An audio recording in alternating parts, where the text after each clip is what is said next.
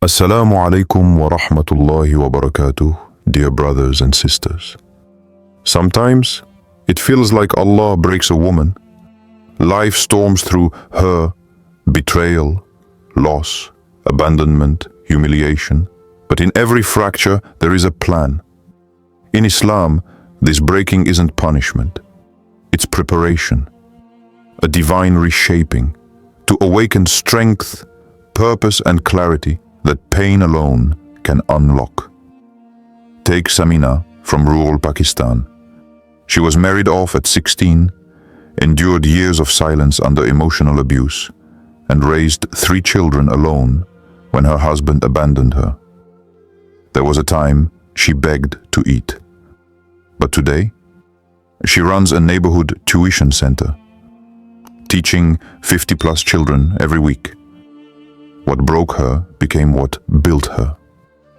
This is not just her story. This is the silent pattern in millions of lives. Where we see breaking, Allah sees birthing, a goal forming. Pause the video.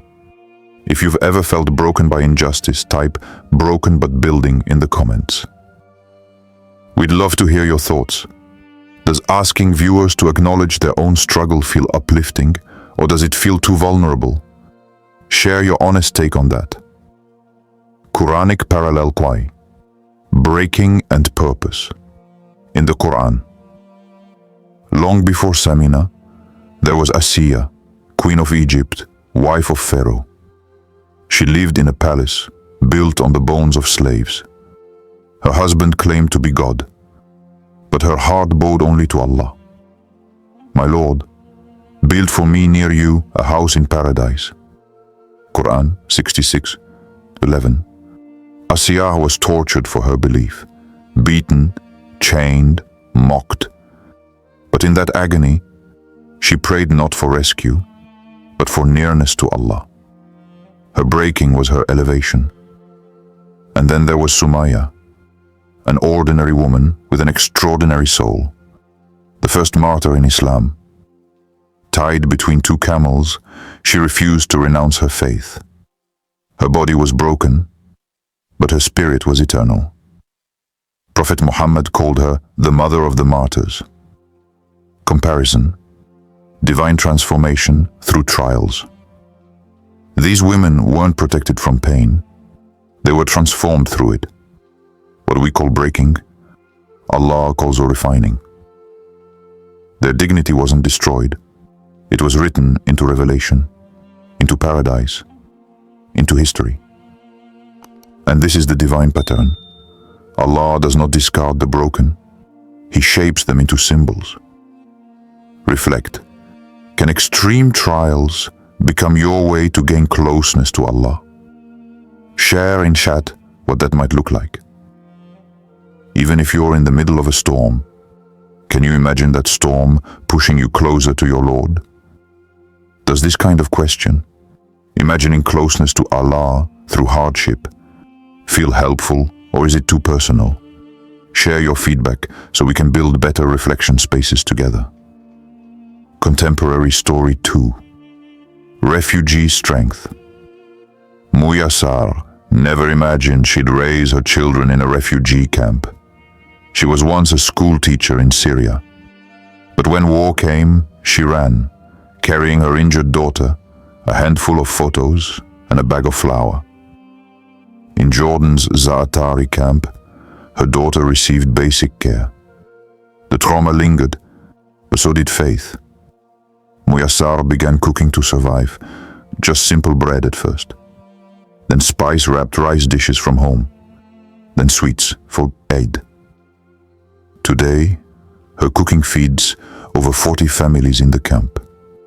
She trains other women too. What war tried to erase, Allah is rebuilding through her hands. It's not always a headline. It's not a miracle with flashing lights. Sometimes, Allah's transformation looks like a mother baking bread every day until she becomes a cornerstone. If you believe hardship can be a catalyst, hit and write one word: hope. Because for every Muyassar, there's someone watching who needs to believe it's possible. What do you think of this message? Does it feel authentic, or maybe too simplistic for deep pain? We'd really like to hear from you. Quranic Parallel 2. Prophet Yusuf. From betrayal to authority. There are few stories in the Quran as layered or as deeply human as that of Prophet Yusuf, Joseph. Peace be upon him. It is a story of beauty, betrayal, injustice, silence, and finally, divine purpose. The breaking of Yusuf. He was a child when his brothers cast him into a well, jealous of his father's love. That betrayal should have shattered him. Then he was sold into slavery, imprisoned over lies. Years passed in the darkness of a cell. No prophet, no miracle, just silence and faith. The elevation by Allah. But Allah was not absent. That well, that prison, there were doorways. Yusuf would go from prisoner to governor, from forgotten to honored. And in one of the Qur'an's most powerful moments, he forgives his brothers.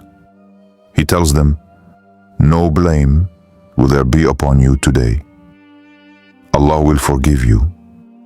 He is the most merciful of the merciful." Quran 12:92.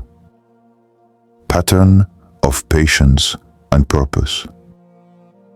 Yusuf's life shows us a divine rhythm. Fall, faith, rise. When life cuts you off from what you love, it may be because Allah is repositioning you toward what you were made for. He wasn't saved instantly. He was shaped slowly through wounds. Reflect in your life what betrayal felt like a prison, yet Allah turned it around. Share briefly. Whether it was a relationship, a job, a family wound, where did your story begin to change direction just when you thought it was over? Do you feel this question invites meaningful reflection, or is it too personal? Let us know. Your input helps shape this space. Modern Muslim woman leader story. Hasna Maznavi. In 2015, Hasna Maznavi did something bold, something many said she couldn't or shouldn't. She co-founded the first women-led, women-only mosque in the United States, the Women's Mosque of America. From exclusion to empowerment. Hasna was born and raised in Los Angeles, deeply connected to her faith. But in many prayer spaces, she felt like a guest in her own religion, unseen, unheard. She knew Islam empowered women, but many communities had forgotten how. So, she carved space for women to lead prayer, deliver khutbahs, ask questions, build identity, reclaim their place without apology, facing resistance and breaking points. She faced backlash, accusations, burnout, even collapsed from exhaustion and stress, but she kept going because the goal wasn't fame, it was freedom. Hasna broke, then built, and now thousands of Muslim women have stepped into sacred spaces, unafraid. Leadership as transformation. When Allah breaks a woman with purpose, she doesn't just rise, she raises others. Tag a Muslim woman leader you admire in comments or on social media to honor her strength. Because when one woman rises, she leaves a path lit for the rest. Do you think this tag and honor format feels supportive? Or might it put pressure on viewers? Be honest, your feedback matters. Quranic women as role models. Maryam, Khadija, Nusayba. When Allah breaks a woman, He's not abandoning her.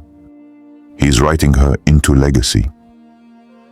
Maryam as the isolated, elevated.